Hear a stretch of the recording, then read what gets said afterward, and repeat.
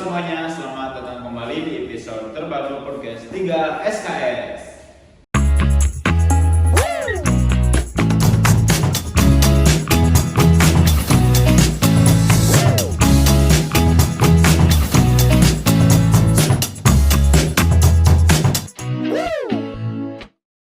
Saya Agus Haryanto senang sekali bisa menyapa kalian dalam program yang dirancang untuk membantu kalian semua dan kita semua memahami dunia teknologi, pemrograman, dan pengembangan karir di era digital yang serba cepat ini. Podcast ini hadir untuk menjawab rasa penasaran kalian, memberikan wawasan baru juga, dan membantu kalian mengembangkan keterampilan melalui diskusi. Namun dalam bekerja sama ataupun bersama para ahli di bidangnya. Di episode kali ini akan membahas mengenai salah satu topik yang sering dianggap sebagai tantangan terbesar oleh para programmer baik pemula maupun yang sudah berpengalaman, yaitu algoritma pemrograman dinamis.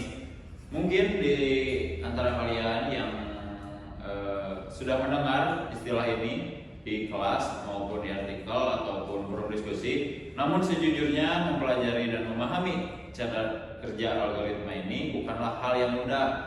Tidak sedikit yang merasa kewalahan karena sifatnya yang cukup abstrak dan teknis.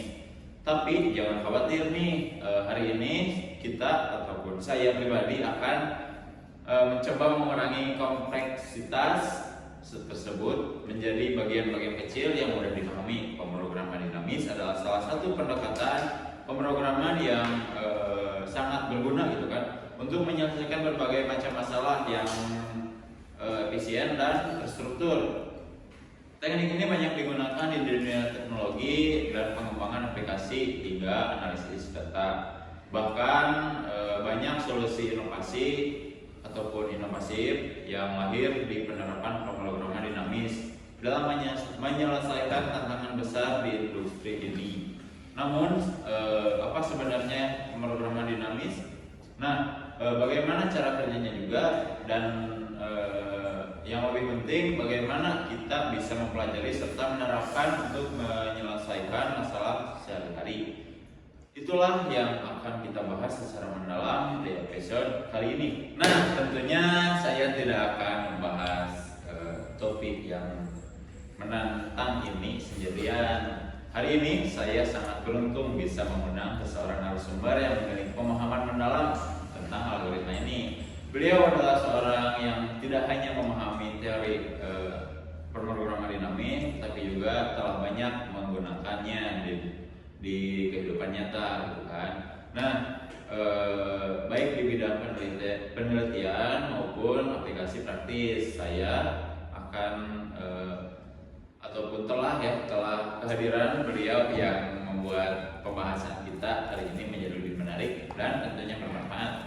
Jadi tanpa berlama-lama lagi, mari kita sambut dengan hangat Asep. Selamat datang Asep di podcast 3 SKS. Silakan duduk. Oke. Terima kasih. Asep, bagaimana kabarnya nih hari ini nih? Kabarnya baik ya. Terima kasih banyak. Saya sendiri kabarnya lumayan baik. Iya. Senang bisa bertemu dengan Anda sekarang ya. Bisa berada di sini dan berbicara tentang topik yang sangat menarik. Ya, tentunya ya. Saya berharap bisa membantu para pendengar untuk lebih memahami pemrograman dinamis. Oke, mari kita mulai dari dasar dulu ya. Soalnya sesuatu tanpa dasar itu tidak akan memungkinkan untuk dipelajari lebih dalam, gitu kan? Ya. Mungkin sebagian dari pendengar kita masih bingung nih, apa sih sebenarnya yang dimaksud dengan pemrograman dinamis? Bagaimana berjalannya dengan cara yang mudah dimengerti juga? Nah, bagaimana menurut Asep pribadi nih terkait hal tersebut? Oke, tentu Agung, saya akan mencoba menjelaskan dengan cara yang sederhana ya. Pemrograman dinamis adalah sebuah teknik atau pendekatan dalam pemrograman yang digunakan untuk memecahkan masalah kompleks dengan cara membagi masalah tersebut menjadi masalah yang lebih kecil. Jadi prinsip utamanya adalah sebuah submasalah sudah pernah diselesaikan sebelumnya, kita tidak perlu menyelesaikan lagi dari awal. Kita cukup mengingat hasilnya dan langsung menggunakannya. Teknik ini sering disebut sebagai memorization atau tabulation. Contohnya, sederhana dari pemrograman dinamis adalah saat kita menghitung bilangan Fibonacci.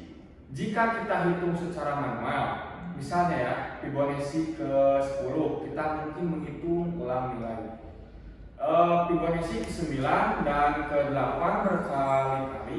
Dengan pemrograman dinamis, kita menyimpan hasil perhitungan sebelumnya sehingga prosesnya jauh lebih cepat. Jadi ilustrasinya begini ya. Bayangkan kamu menulis resep makanan. Jadi setiap kali kamu memasak, kamu tidak perlu menulis resepnya dari awal. Kamu tinggal melihat catatan resep yang sudah ada sebelumnya. Ini membantu menghemat waktu dan usaha. Jadi gitu. Oke. Secara yang bisa saya tangkap gitu kan, itu nggak beda jauh sama episode kemarin gitu kan. Nah, jadi intinya kita menghindari penghitungan yang berulang-ulang dengan cara menyimpan hasilnya. Tetapi kalau begitu, kenapa sih kita semua orang berlangsung memilih pemrograman dinamis? Bukankah itu solusi yang tampak lebih efisien? Jadi dari pertanyaan tadi, pemrograman dinamis memang membantu menghindari perhitungan berulang, ya, dengan cara menyimpan hasil submasalah sehingga lebih efisien dalam bentuk kasus. Namun tidak semua orang langsung memilih pendekatan ini karena beberapa alasan. Pertama, pemrograman dinamis hanya cocok untuk masalah tersebut, yaitu yang memiliki submasalah tumpang tindih dan sifat optimal substruktur. Jika masalah tidak memiliki karakteristik ini, pendekatan lain lebih cocok. Jadi yang kedua, teknik ini sering membutuhkan memori tambahan untuk menyimpan hasil submasalah. Pada masalah besar, kebutuhan memori bisa menjadi target besar sehingga membatasi penggunaannya. Jadi yang ketiga ya, untuk masalah yang sederhana atau kecil, menggunakan pemrograman dinamis bisa dianggap berlebihan karena pendekatan lain, seperti algoritma langsung atau rekomendasi sederhana. Sudah cukup efisien. Terakhir, implementasi pemrograman dinamis bisa lebih rumit sehingga memerlukan pemahaman mendalam terutama bagi pemula karena alasan tersebut. Tidak semua orang selalu memilih pemrograman dinamis meskipun sangat efisien pada masalah yang kita. Jadi begitu. Wah, menarik sekali ya penjelasannya. Jadi meskipun pemrograman dinamis itu efisien, ya kan, ternyata ada batasannya juga ya. Iya. Nah, berarti untuk menggunakan pendekatan ini kita perlu memastikan dulu, gitu kan, bagaimana sih atau bahwa masalah yang kita hadapi memang sesuai dengan karakteristik pemrograman dinamis itu sendiri kan.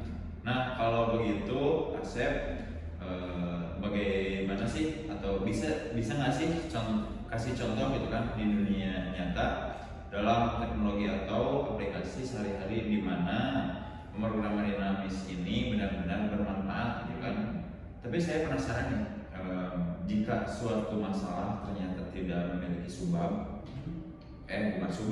submasalah gitu kan, yang tumpang tindih, berarti pemrograman dinamis justru bisa menjadi tidak efisien dan malah membuang-buang waktu, seperti itu kan. Ya. Nah, itu benar-benar membuka wawasan saya untuk untuk lebih kritis dalam memilih pendekatan. Ngomong-ngomong soal teknik lain ya yang lebih efisien, bagaimana dengan algoritma seperti greedy algoritma, terus dalam kondisi apa dan dalam pemrograman dinamis lebih disukai dibandingkan greedy kan? Nah, dan apakah ada suatu situasi di mana Grady sebenarnya lebih baik daripada algoritma dinamis. Oke, tentu ya, saya akan coba jelaskan. Untuk contoh nyata penerapan pemrograman dinamis dalam dunia teknologi dulu ya. Salah satu aplikasi yang sangat umum adalah algoritma pencarian rute tercepat. Seperti yang digunakan dalam aplikasi navigasi, misalnya Google Maps. Dalam hal ini, pemrograman dinamis digunakan untuk menghitung jarak terpendek di antara banyak titik dengan teknik seperti algoritma Lloyd-Warshall atau Bellman-Ford yang mempertimbangkan semua memungkinkan jalur secara efisien. Di sisi lain, jika masalah tidak memiliki submasalah yang tumpang tindih, pemrograman dinamis memang tidak efektif. Karena justru menambah kompleksitas dengan menyimpan hasil submasalah yang seharusnya tidak perlu. Pada kasus seperti ini, teknik lain seperti algoritma greedy yang bisa menjadi solusi yang lebih efisien. Selanjutnya, algoritma greedy lebih cocok untuk masalah yang memiliki sifat greedy atau choice property, di mana keputusan tersebut di mana keputusan terbaik pada setiap langkah secara lokal juga menghasilkan solusi optimal secara global. Oke, jadi contoh aplikasinya termasuk Huckman coding untuk kompresi data dan minimum spanning tree dalam dirinya. Seperti yang dilakukan oleh algoritma Kruskal atau Prim. Namun, greedy memiliki keterbatasan karena tidak mempertimbangkan hasil dari keputusan sebelumnya. Pemrograman dinamis lebih disukai untuk masalah kompleks seperti knapsack problem atau sekuensi alignment dalam bioinformatika, di mana solusi global tergantung pada kombinasi banyak submasalah, bukan hanya keputusan lokal. Oke, jadi pemilihan algoritma sangat bergantung pada sifat masalah pemrograman dinamis unggul dalam masalah dengan banyak tumpang tindih submasalah. Sementara greedy bekerja sangat baik pada masalah yang memiliki sifat optimal secara lokal. Oke. Jadi pemrograman dinamis ini lebih mendalam ya dari mencari solusi gitu kan. Betul. Sementara greedy lebih cepat dalam bukan dalam apa sih namanya? Sementara greedy itu lebih tepatnya tuh lebih cepat tapi belum tentu optimal. Ya. Nah, menarik untuk saya juga gitu kan. Nah, saya juga penasaran nih dengan aplikasi nyata yang dari pemrograman dinamis. Misalnya dalam dunia industri nih, bagaimana teknik ini digunakan di dunia nyata nih? Oke, jadi contohnya banyak sekali sih. Jadi salah satunya adalah dalam pengolahan teks dan string, seperti dalam algoritma Levenshtein distance yang digunakan untuk mengukur seberapa mirip dua string teks. Ini penting dalam aplikasi seperti pengenalan suara atau bahkan dalam sistem pencarian kata yang lebih baik. Pemrograman dinamis juga banyak digunakan dalam bidang bioinformatika, seperti dalam pencocokan urutan DNA atau RNA untuk menemukan kesamaan antara dua urutan genetik yang sangat banyak. Jadi meskipun masalahnya tampak sederhana, tantangan terbesar ada dua ukuran dan kompleksitas data yang harus diolah. Jadi ternyata pemrograman dinamis ini bukan hanya untuk masalah komputasi yang sederhana, tapi juga untuk masalah besar seperti pencocokan urutan DNA ataupun DNA yang Anda sebutkan tadi. Ya. Ini benar-benar memperluas wawasan kita semua ya, sebagai yang belum terlalu paham nih mengenai algoritma dinamis ya seperti itu. Nah, tapi tentu ya, setiap teknologi pasti ada tantangan tersendiri. Betul. Apakah tantangan utama yang yang sering dihadapi saat menggunakan program dinamis itu apa? Apakah ada atau enggak sih? Oke. Jadi tantangan terbesar adalah penggunaan memori yang tinggi. Oke. Pemrograman dinamis membutuhkan kita untuk menyimpan hasil perhitungan sum masalah. Dan jika masalahnya sangat besar, kita bisa berisiko kehabisan memori.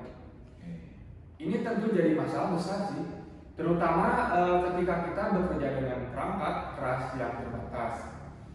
Selain itu, ada juga tantangan dalam perencanaan algoritma yang efisien. Walaupun pemrograman dinamis menjanjikan efisien waktu, kita harus benar-benar tahu kapan dan bagaimana penyusun solusi yang benar. Oke, jadi secara garis besar sebenarnya pemrograman dinamis ini tidak jauh berbeda sama episode kemarin. Ya. Nah, meskipun kita mendapatkan efisiensi dalam waktu komputasi, memori justru bisa menjadi masalah yang lain gitu kan. Di sini tantangan terbesar datang. Tapi jika masalah tersebut besar, apakah kita nih sebagai user gitu kan ataupun sebagai pengguna bisa melakukan optimisasi gitu kan, optimisasi memori dalam pemrograman dinamis. Terus adakah teknik tertentu yang bisa digunakan dalam pemrograman dinamis tersebut gitu? Pasti tentu saja sih. Jadi ada beberapa teknik yang digunakan untuk mengoptimalkan penggunaan memori. Salah satunya adalah space optimization. Teknik ini memungkinkan kita untuk menyimpan hanya informasi yang diperlukan dan menghapus data yang tidak digunakan lagi. Jadi misalnya kita bisa menggunakan hanya 2 baris array untuk menghitung hasil pemrograman dinamis. Alih-alih menyimpan seluruh tabel, ini sangat membantu untuk mengurangi penggunaan memori. Dan selain itu, teknik lain yang digunakan adalah tabulation yang memungkinkan kita untuk menghindari rekursi dan bekerja secara iteratif, sehingga lebih hemat memori dan akhirnya lebih efisien. Oke. Berarti lebih sedikit kreativitas ya. Kita untuk menghemat banyak memori. Nah, itu sangat membantu kita harus menangani masalah yang besar. Terakhir, kalau ada pendengar yang baru gitu kan ingin memulai belajar pemrograman dinamis nih, terus apa yang harus mereka lakukan? Adakah langkah-langkah atau sumber daya yang bisa mereka temui untuk membantu mempelajari kasus tersebut kan? Nah, baiklah. Sekarang kita akan masuk ke bagian yang paling menarik, yaitu studi kasus ya kan. Biasanya nih studi kasus seperti ini banyak menggunakan kontroversi yang menarik gitu kan. Nah, di sini kita akan melihat bagaimana algoritma pemrograman dinamis dapat diaplikasikan untuk memecahkan masalah di dunia nyata. Untuk memulai, saya ingin bertanya nih pada saudara Asep, apakah ada contoh konkret yang sering Anda temui dalam pekerjaan ataupun penelitian menggunakan pemrograman dinamis?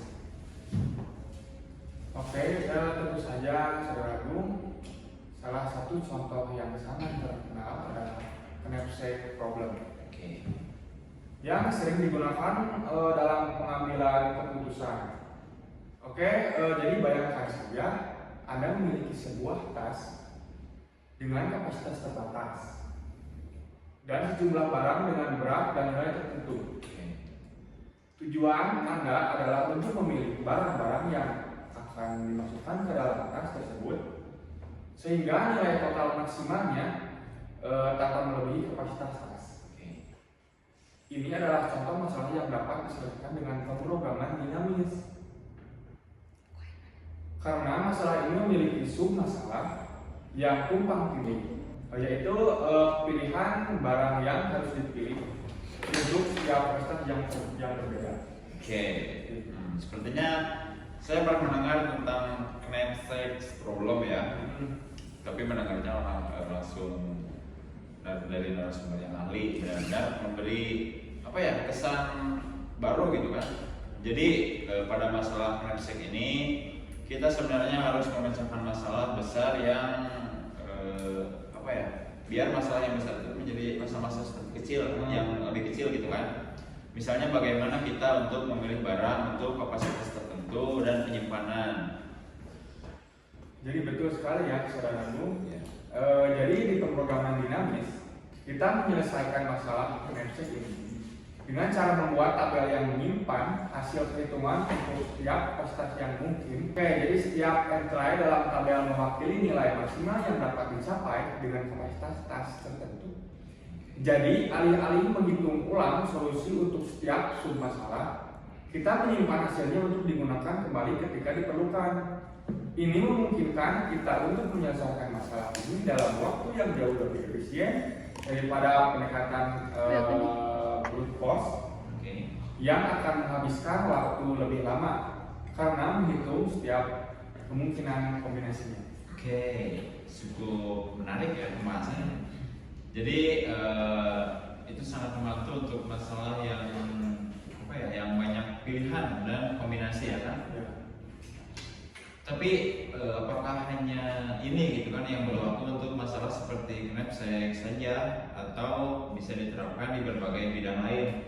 Nah, untuk penerapan apakah ada aplikasi yang lebih menantang selain yang Anda sebutkan tadi gitu?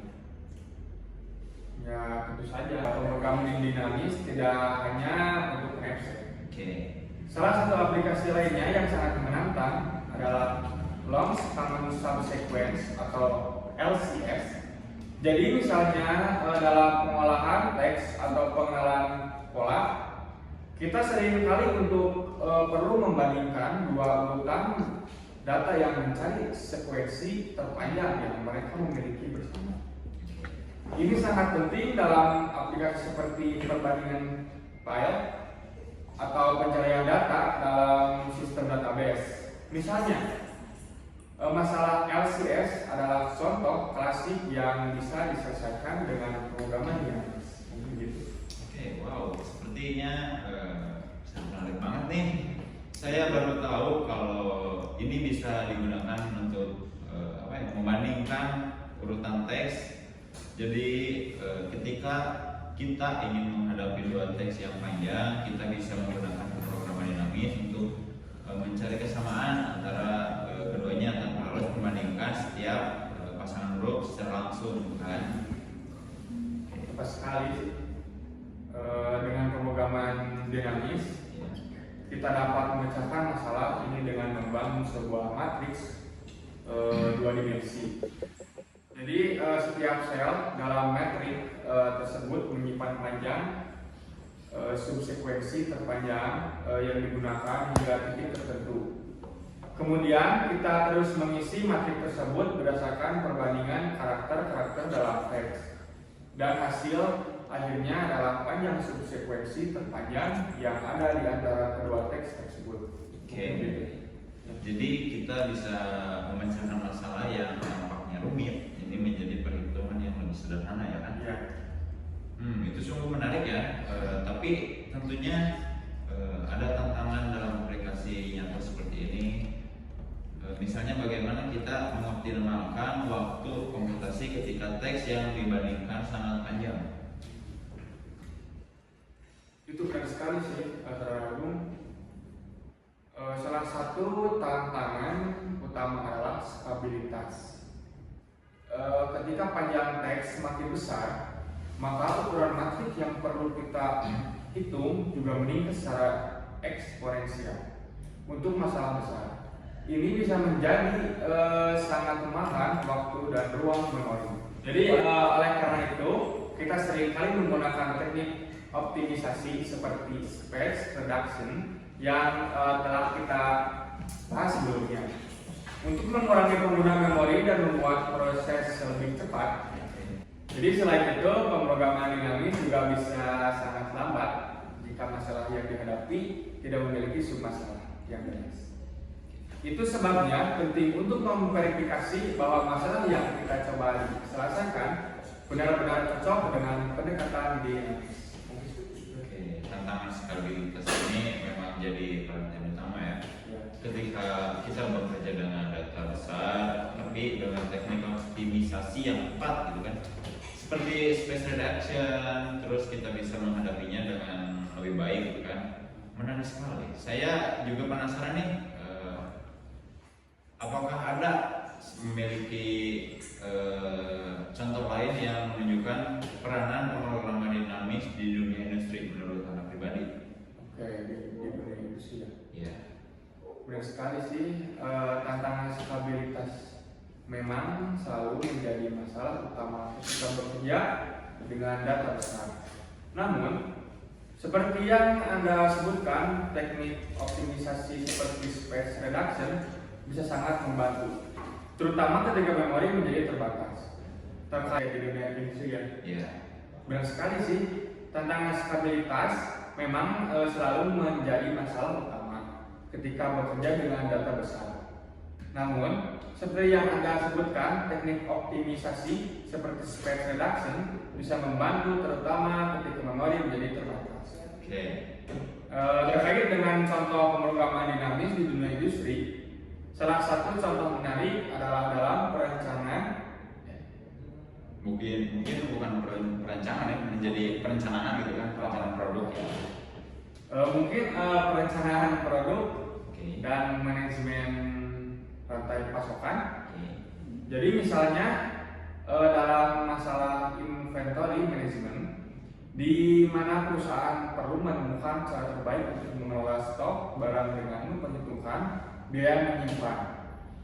Permintaan yang berubah-ubah dan waktu pengiriman pemrograman dinamis digunakan untuk menemukan solusi optimal dengan mempertimbangkan berbagai kombinasi keputusan dalam pengelolaan inventaris. Selain itu, di bidang keuangan, pemrograman dinamis sering digunakan dalam masalah penentuan portofolio investasi optimal. Seperti pada masalah Manowitz portfolio optimization. Dalam hal ini, pemrograman dinamis membantu menentukan kombinasi saham terbaik yang harus dimiliki untuk memaksimalkan keuntungan dan meminimalkan risiko dengan memperhitungkan fluktuasi harga saham seiring waktu.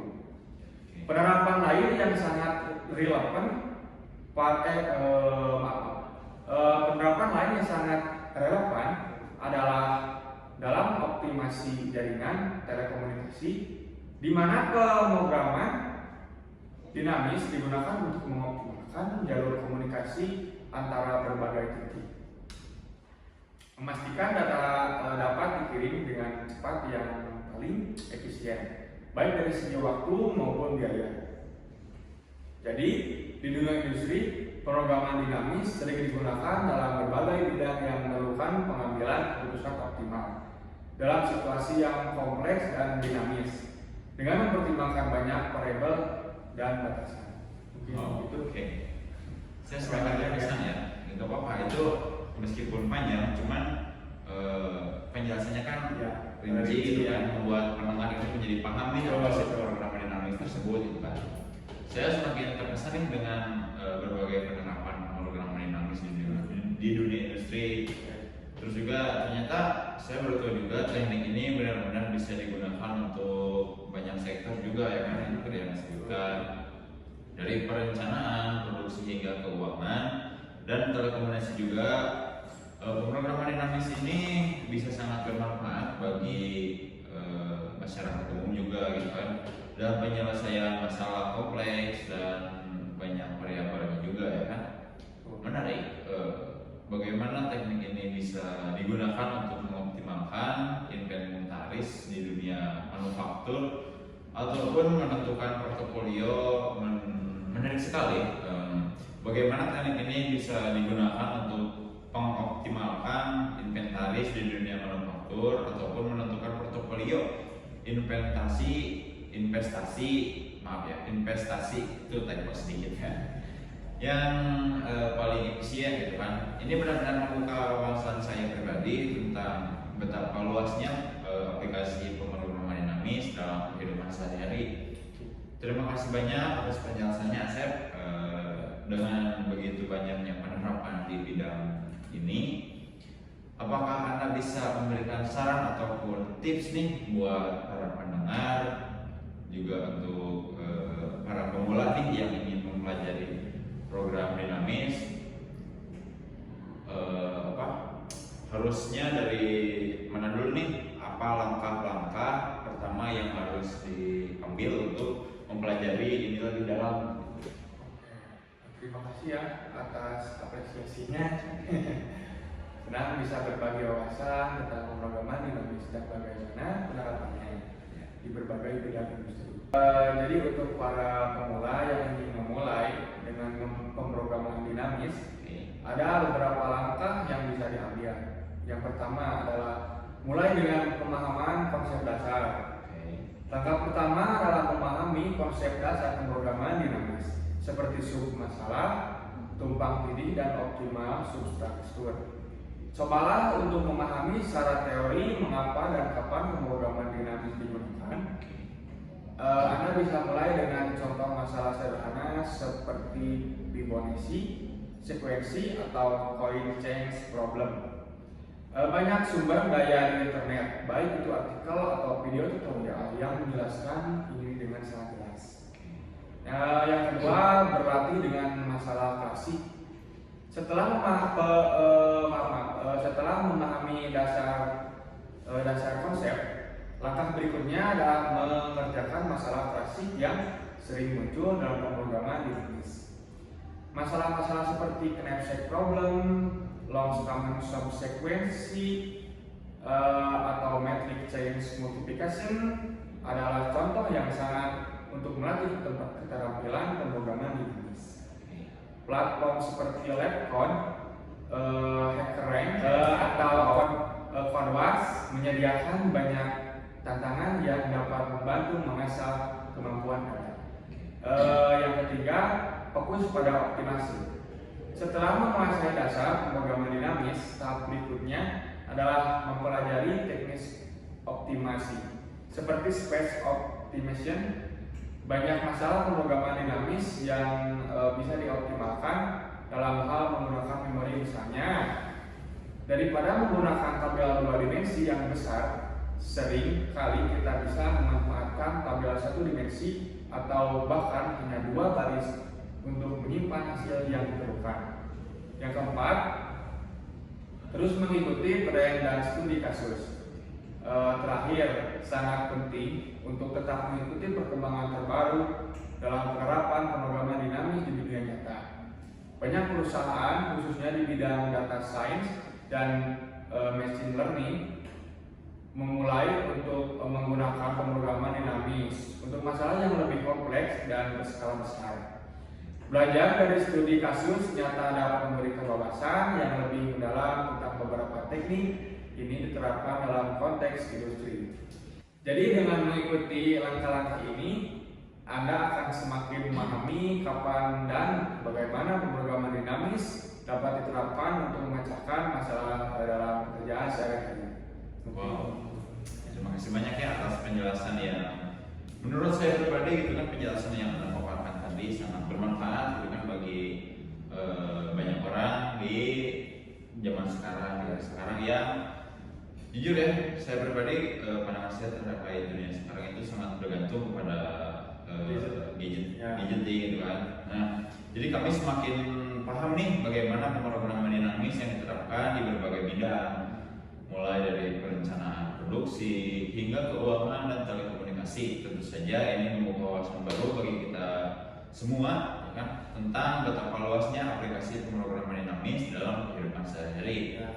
Terima kasih juga untuk tips-tips praktis yang sangat berguna banget bagi para pendengar juga ya tentunya yang ingin memulai mempelajari. Semoga semua yang mendengarkan bisa menjadi menjadi paham terkait pemrograman dinamis, bisa mencoba langsung dan mengimplementasikan apa yang telah kita bahas hari ini. Sekali lagi saya terima kasih banyak kepada Saudara Asep atas waktu dan pengetahuan yang telah Anda bagikan. Semoga kita bisa bertemu lagi di kesempatan dan untuk membahas topik-topik menarik lainnya. Untuk para pendengar, semoga informasi yang kami bagikan hari ini dapat bermanfaat. Jangan lupa untuk terus belajar dan eksplorasi dunia teknologi yang selalu berkembang. Sampai jumpa di episode berikutnya dan tetap semangat dalam berkarya. Bye bye.